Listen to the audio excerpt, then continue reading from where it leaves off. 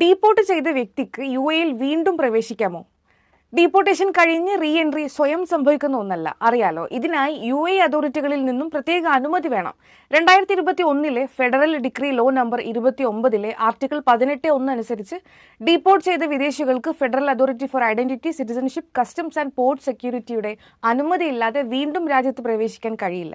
ഡീപ്പോർട്ടേഷന് കാരണമാകുന്ന കാര്യങ്ങളെക്കുറിച്ച് പലർക്കും അറിയുമായിരിക്കുമെന്ന് ഓടിച്ചു പറയാം. അതായത് ക്രിമിനൽ കേസുകൾ, കവർച്ച, ആക്രമണം, മയക്കുമരുന്ന് തുടങ്ങിയവ, അതുപോലെ സാമ്പത്തിക തർക്കങ്ങൾ, വിസയുടെ കാലാവധി കടന്നുപോകൽ, മറ്റ് രാജ്യങ്ങളുമായി ബന്ധപ്പെട്ട നിയമപ്രശ്നങ്ങൾ എന്നിവയൊക്കെയാണ്. ഇനി റീ എൻട്രിക്ക് വേണ്ടി അപേക്ഷിക്കാൻ ചെയ്യേണ്ടത് federal authority for identity, citizenship, customs and port security അല്ലെങ്കിൽ യുഎഇ ആഭ്യന്തര മന്ത്രാലയത്തിന് ആപ്ലിക്കേഷൻ നൽകണം. ഒപ്പം പാസ്പോർട്ട്, പഴയ UAE Emirates ID, deportation order, ജോലി ഓഫർ ലെറ്റർ, സ്വഭാവ സർട്ടിഫിക്കറ്റ് തുടങ്ങിയ ചില രേഖകളും സമർപ്പിക്കണം.